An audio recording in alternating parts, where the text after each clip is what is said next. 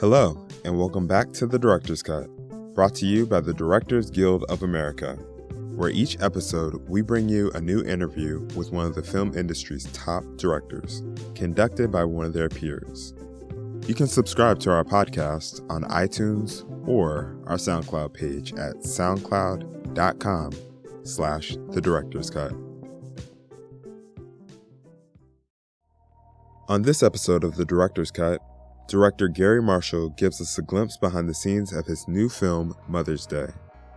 Continuing the tone he set in his previous films, Valentine's Day and New Year's Eve, the film brings together an all-star cast including Jennifer Aniston, Julia Roberts, Jason Sudeikis, Britt Robertson, and Kate Hudson, with a set of intertwining stories about motherhood. Following a Mother's Day screening of Mother's Day at the DGA Theater in Los Angeles, Mr. Marshall spoke with director Robert Weide about the challenges and joys of making the film.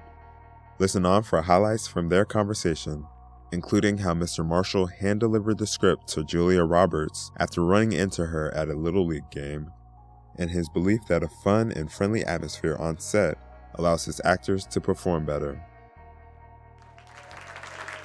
Enjoy!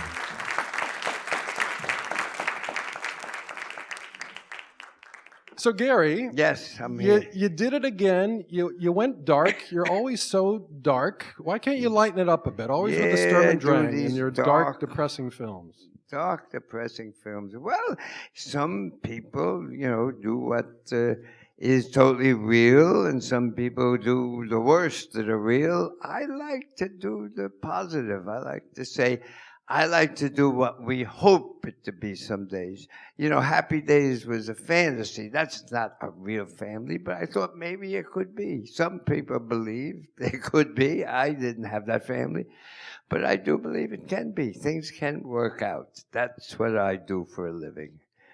And you're not going to do a film called Mother's Day that's a horror film and have a woman in an apron with a machete or something. You got to make it happy, right?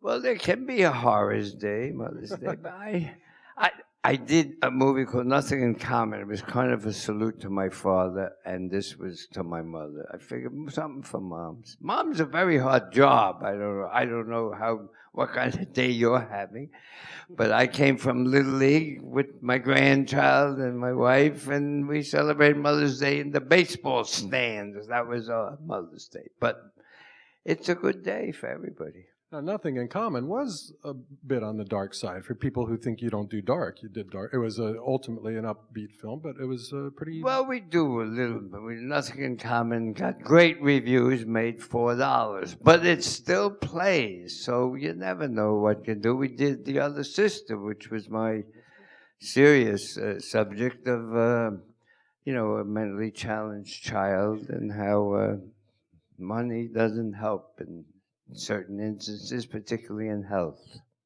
But you want to mention Exit to Eden, my worst picture? There's one review, $1. It was just...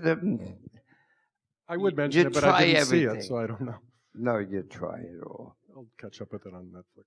So this is now the third picture in what has been referred to as the Garry Marshall holiday franchise, which started with Valentine's Day, and then you did New Year's Eve, and now you've got Mother's Day. So when you did Valentine's Day, was there thought that you would continue in this holiday motif, or was it just one thing after the next without a plan to get Well, everybody, this business looks for franchises, any kind of franchise, and I don't do flying people very well, and I don't blow things up so good. So we thought holidays, we tried that. But no, Valentine's Day did very, very well, and New Year's Eve did okay. And oddly enough, New Year's Eve made a lot of money in Europe. And that's why they said, well, let's go. Is Mother's Day in Europe and Asia? And somebody said, yeah. So that's what we did. But I think this is the last one. Yeah. I have others coming up. I seriously don't know how to make Arbor Day funny. I don't know how to make trees hilarious. Very hard. Far be it from me to give you any unsolicited advice, but let me give you one thought, just between us, is that if you're looking for new direction, the Jewish holidays. You can do Purim, Sukkot, Tu B'Shvat. I was going to do Sukkot, which Sukkot? is kind of this saying ain't and these days. Cinco de Mayo might be good. You know, diversity's big now, so I always use Hector Elizondo. That's my diversity.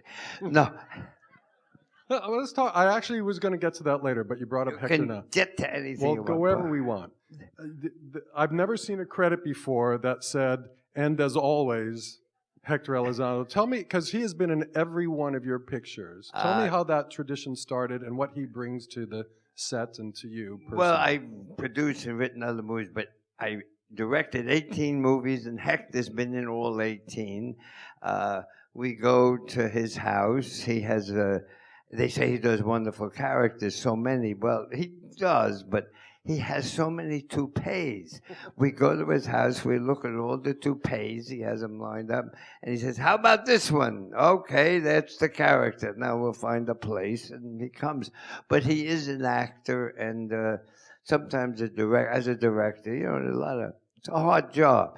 And sometimes actors are bothered by something, and if there's a big problem, I always have Hector talk to the actor. It's like one actor talking to the other, and it's like having a friend at a court with you on the picture. And we play ball together, we play basketball, now we play senior softball, a whole other subject.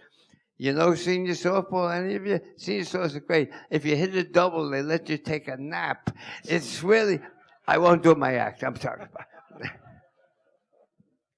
Well, I want to check my notes. Who said this? Michael Eisner said about you. He said Garry Marshall doesn't direct a movie; he hosts a movie. Now, does this imply that, along with just the responsibilities of making the day on the set, that you like the family party atmosphere? You want people to have a good time. Is that the? Well, I do.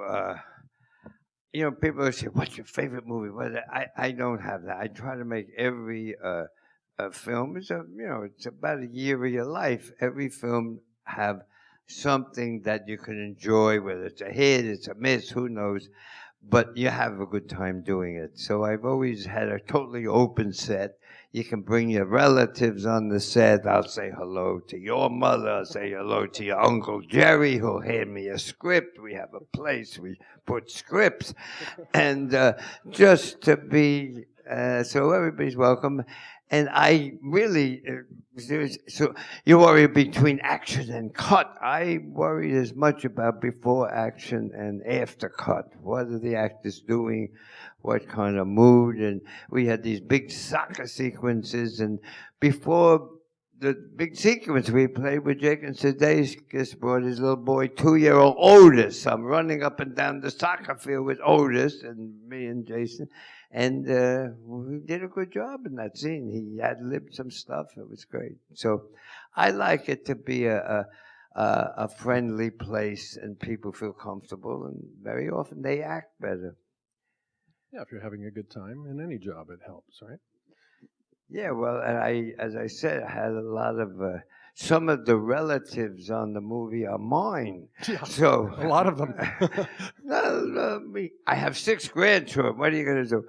So they will go past. But no, I used a lot of kids in this movie, so we had a lot of different kind of atmosphere on the set to have fun. Mm-hmm. So my understanding is that this script originally, the first draft of the script was by a first-time writer named Lily Hollander, and then your usual people went to work on the script and revised and made it more of a Garry Marshall film. I want to know, even though this is the Directors Guild, in this case, writing dovetails into directing. So I want to hear about that. Yeah, Writing. I'm in the Writers Guild too. But they all know that the script and exists. the Musicians Union, Local 802. But yes, what went into this writing business? I just want to. I assume this is sort of a holdover from your television days, where you'd have a writer's room and people would contribute ideas and improve the script. Does it work like? What's the process? Well, it's not so much my idea. It's the studio idea. Is always let's get so and so. I did a movie called Frankie and Johnny. based on a play written by Terrence McNally. And as soon as I said I do, okay, we'll get Bellman and Gitzman. They'll do the rewrite. I said, I don't know them, but I said, what about Terrence McNally? He wrote the play. They said, oh, he don't know how to write a screenplay. And I must say, I said, well, I can't do it unless he has first shot at the screenplay, which he did, and he did such a good job. He's the only credit on that screenplay. Same thing happened on Pretty Woman. J.F. Lawton wrote a screenplay. I fixed it a little, but he did the first rewrite. But so the credited writers on the film, was it a group thing with everybody in the room, or did different people take shots at different times? No. TV, I was a showrunner for 12 years. You sit at the head of a table, there's 10 writers, they're all talking at once, and you become, if they get nothing, you got to come up with it. But most of the time I just pick that guy. I mean, that's how Sid Caesar did it in the old, picking, but not on a movie. We have a writer, then another team came in, Matt Walker and Tommy Hines, both who have been my punch-up writers over the years. They have got, first time they got credit. And another girl, Anya, who really came in and helped the last.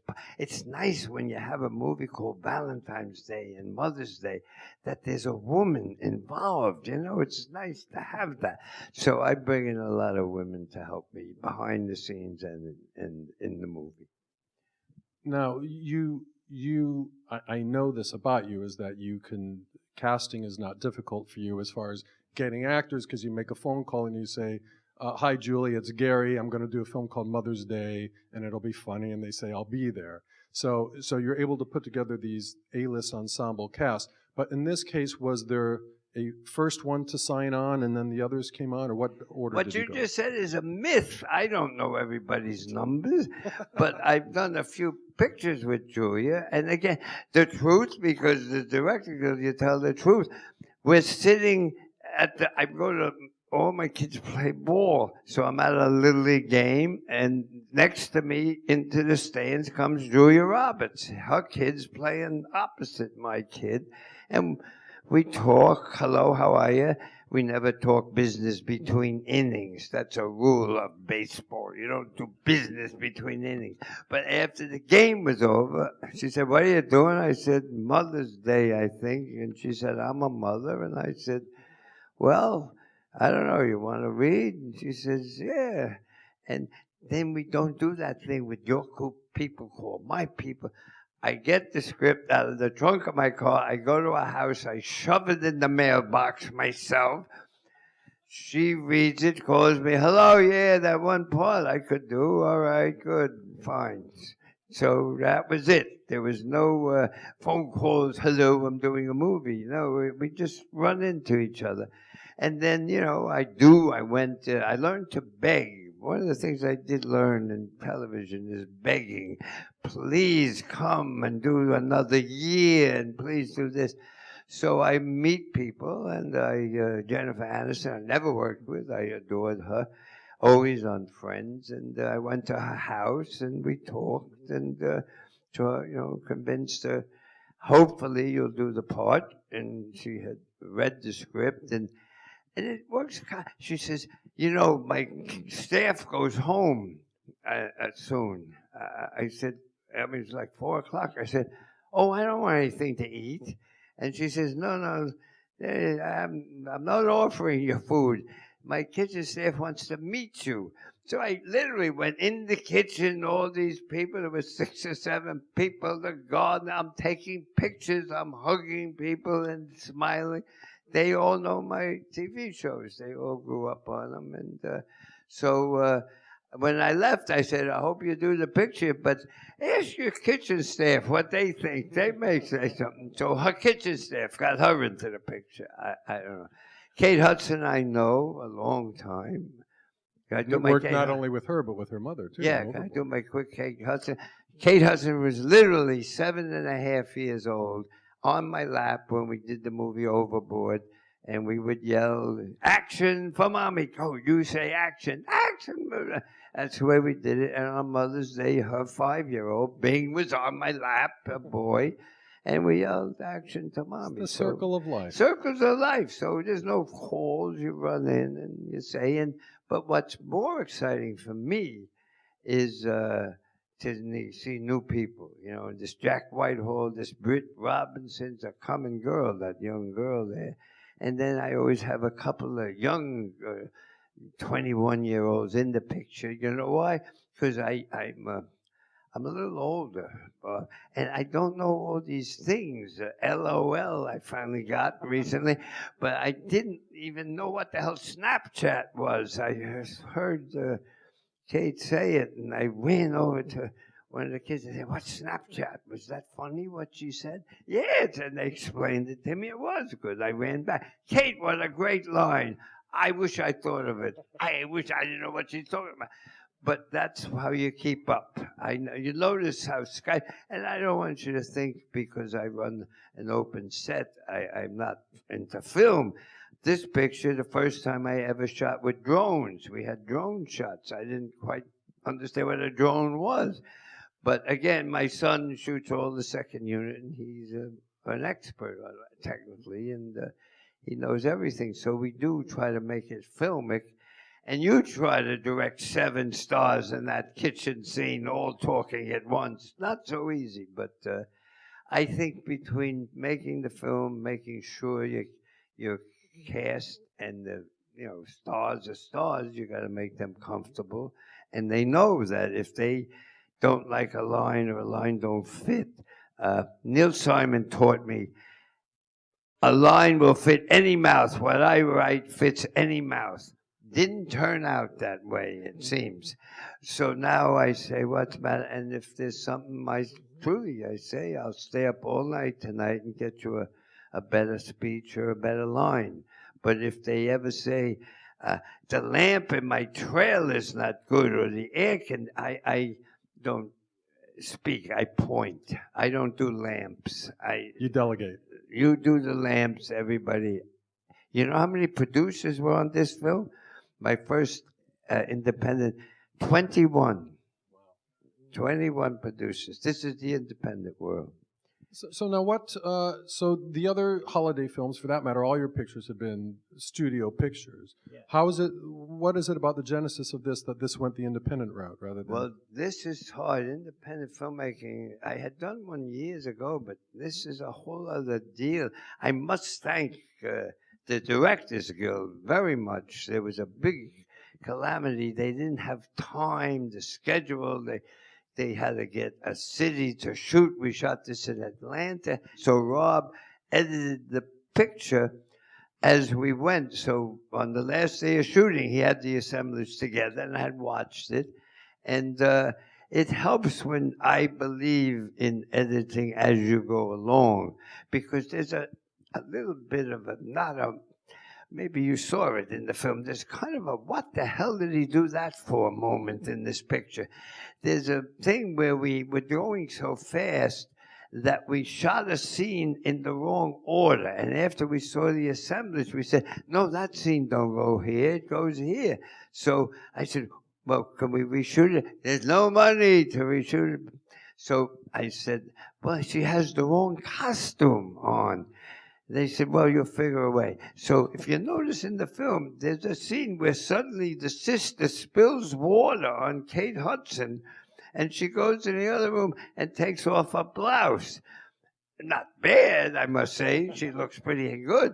But I didn't do that for a sexy reason at all. I had to get her out of that costume to put on the other costume, because the scene right there is the scene we had shot weeks ago, and she had a match. So you have to make the adjustments, and I suggest if you're doing independent, edit as you go in case you make a mistake. Also, when you're saying when that error was discovered, you were still shooting, which allowed you to do the pickup, correct? Yeah, I'm still shooting, like but I'm 2 weeks from there. So luckily it was only 2 people, and this very good kid, Asif, from Comedy Central, was married to her, and a very funny guy, and so we picked it up. But that was a scene that I shot already. So everything goes wrong, but you know, you get paid not for coming here and speaking to these nice people. You get paid for when everything's wrong. They stare at you and say, "What are we going to do now, Garry?" And I got to think of something. So let me. I can count on the fingers of one hand. Maybe there's you, and there's Woody, and there's Clint Eastwood, the guys who have crossed over 80. I don't even know if Clint's still directing. Maybe he's not directing anymore. But who are still allowed to direct.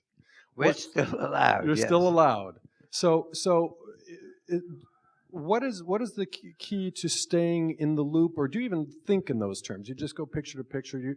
Have you ever thought, how do you stay? Not retire, because I know you better than that.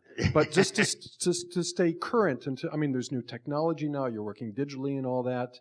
Is there much of an adjustment with that, or is that just? You mean does age make it harder? Well, you get a little tired. Not to mention the energy of it being. The energy is important, but it's so exciting when you meet. You meet stars are coming to work, and they're quite talented, so they do a scene, and I never do negative. There's a long pause in between some scene Julia was doing. I said, that pause, I wrote a pilot during that pause, Julia, and I have enough pilots. I don't need another pilot. And then let's do it again. We do it again. Suddenly there was no pause. So, I come in backwards because that has always worked for me. But I do enjoy working with new talented people and with established people. I think that keeps me going. But you must hang out with, you must have young people in your life. We were blessed, both my sister and I, that my son Scott, Penny and I didn't go to film school. We went to college, but we still do this, and we don't know the names of every lens. But my son Scott does, and he does all the second unit for her and me, and we stay up technically on it. Energy, I just think, for some reason, I get energy from young people and people who are excited about the project and doing the scenes. People always say, what's the difference between Julia now? When we started, Julia and I, she was 19 actually, and then she had her 21st birthday during Pretty Woman. But the difference is now is we both like to go home. Yeah. She has a cell phone, that takes up a little time. But at the end of the day, we really want to get the work done because she's got 3 kids, a nice family, a nice husband, and I have 6 grandchildren I have to go and check on. So that has given me a lot of energy that I know I shouldn't just stay there all night, because 4 o'clock in the morning when you shoot, it is tiring, but 4 o'clock. My hint is 4 o'clock if you shoot. If it's warm, it's okay. If it's cold, like on New Year's Eve, 4 o'clock freezing. That was a lot of night shoots. A lot of nights. It was 1,000 extras this way, 1,000 extras that way. But each job has its own thing. But I like the challenges rather than, am I going to sit on a park bench and talk about... Once I did Me and the Chimp. It failed. I don't want to talk about those days. No, I think the energy comes from the other people I'm with. Now, you brought up Me and the Chimp. And let me ask you something. Now, because that show starred Ted Bessel and a monkey. Right. Now, here's something that I've always heard. You can confirm. Is that the original title was going to be grammatically correct. The Chimp and I, yes. But Ted Bessel said he did not want to take second credit under the monkey. Is that right? That was a very true story, but it was all my fault. I cast the wrong chimp. I never cast chimps before. They brought in these monkeys. That one was bad. I'd say action, he'd run up in the rafters, and we'd all sit for a half hour while they try to get him down. Not funny and not behaving well, this chimp. We try to replace him. There's some pet people get after you. Yeah. Why would you replace him? What did he do wrong? I'm trying to make a show. I don't know, lady. But it's true. That was a mistake. PETA will come down on you if you hurt the chimp's feelings. You have to be careful about that. Peter? Yeah. Peter, not the guy, the company. No, Peter with the Brooklyn accent. Peter. No, you saw no animals were hurt in this picture. And only a couple of actors. I have dogs, I have animals. It's just that I think that so many, you're so trying so hard to be politically correct and this and that it really is sometimes is difficult in the creative process. I take the high road for a moment. I know I went to school, and there was Plato and Socrates, Aristotle. I read the Poetics. In the Poetics, Aristotle wrote, before we were ever here, you need a beginning, middle, and end. And that's what I have always learned. Plato wanted descriptions. I think he wanted to be a director, and who knows? Socrates taught him all, and he actually, I do enlightenment. Socrates had a bad wife who was hocking him why he couldn't make a living as a philosopher. So he didn't like the whole process of entertainment. He liked going off himself. Aristotle, I still believe a beginning, middle, and end is a part of it, even if I'm doing 4 stories. So Plato's wife was saying, why don't you get a real job? You're hanging around in your underwear. Yes, that's exactly right. Read, you'll see. It's true. I totally The forgot 3 of them were going to form a trio and sing, but it wasn't the time. I still maintain Aristotle said the Greek chorus should be in every show because that's where he put his relatives. That's what was the original nepotism, was the Greek chorus. Honestly, you can look it up. Go ahead. What I heard something about what ultimately were the 2 hardest things about making this picture. What were the 2 hardest things about making Mother's Day? The 2 hardest things was the 3-day post. I had my first cut in 3 weeks. 3-week post, and changing this spilling water on a girl for no reason. We tried to kid around that there were sisters who kidded around, but I never totally bought it. But that's what helped to make it make sense. Because, people write everything. Somebody wrote about this, reviews I never particularly get, but they write things like, most of the scenes with the baby were in the bar. Don't these people ever have, people work. Kids are young, they work. They work in bars and restaurants. What has that got to do with filmmaking? But these are the things I don't worry about them, but when I read them, I'm startled. But I would say the hardest thing was making it with 21 producers, always there, saying, how's it going? How is it going? Which is code for something else, isn't it? Yeah. No, but truly, there used to be, and in Broadway too, you used to have a guy with a lot of money, and he would invest in it because he wanted to literally meet Julia Roberts and take a picture with her. That was the old business, no more. Now there's people who want to invest in money, and they have a cousin, they have a friend who wants to be in the picture, and that's how sometimes you put the money together. And they're not bad, it's a different way of taking care of the finances of a film. We're going to wrap it up in just a minute. There's one thing I want to ask you about, because it was something I heard that I thought was very amusing, which is that a lot of directors do not want the writers on the set. It's like you did your thing, go away. And then there are the directors that welcome the writers. You're one of those. Now I heard from one of the writers that they're encouraged and they're welcome to give you notes on the set. If they think of something that might improve a scene, they can give you. So that some of the writers will write down little notes and hand it to you, and they can tell whether you like it or not by where you put the note. Can you describe that? That's true. But there's no time to chat. They just hand me pieces of paper, and I got a system before. If I think it's got possibilities, I put it up in this pocket or this pocket. If it's no good, I put it in this pocket or the back pocket, so they know right away. And once in a while, they'll say, Garry, take it out of this pocket. That's what she's worrying about. And I might take a look. But mostly if it's down here, no. No, I started as a writer. And so, I must confess, I love directing. I think filmmaking is such a interesting and fascinating the way you do it, and how sometimes it evolves. I know magic happens.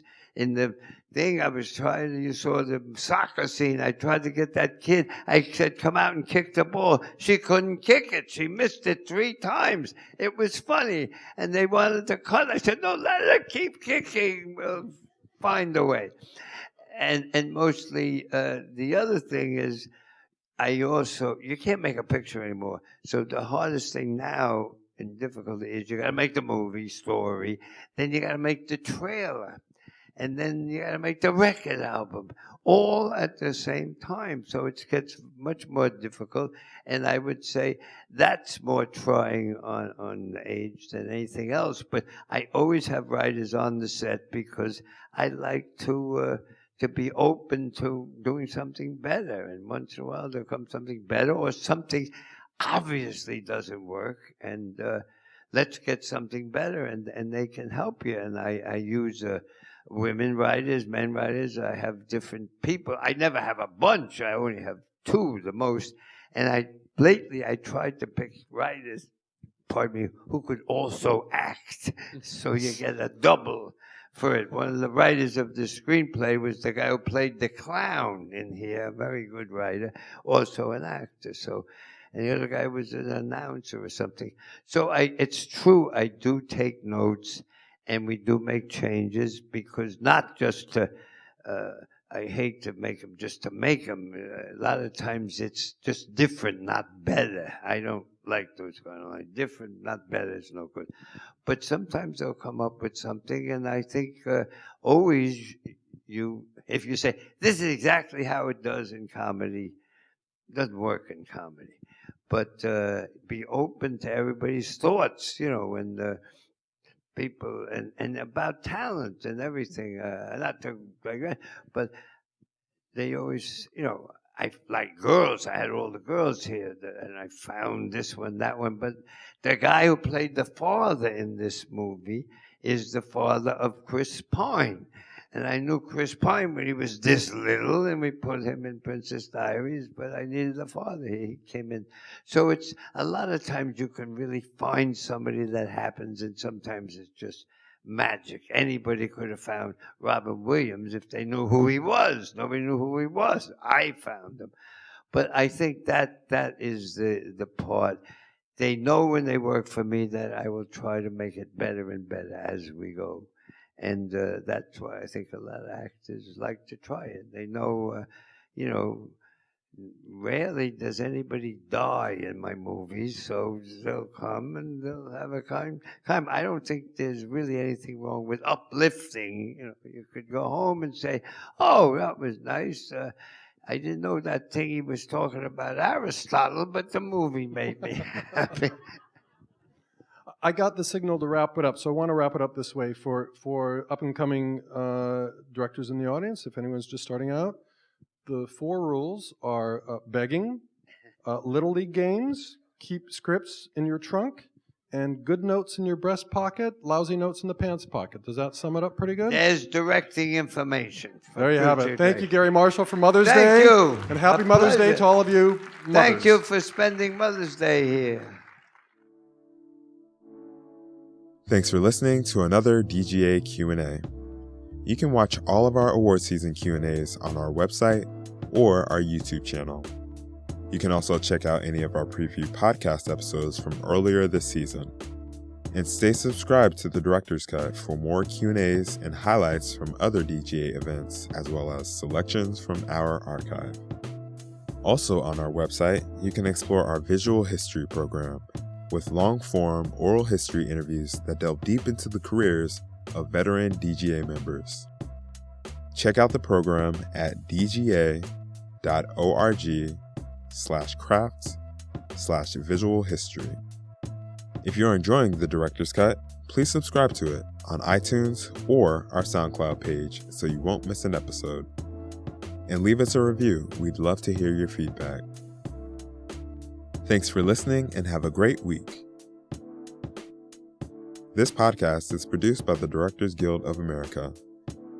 Music is by Dan Wally.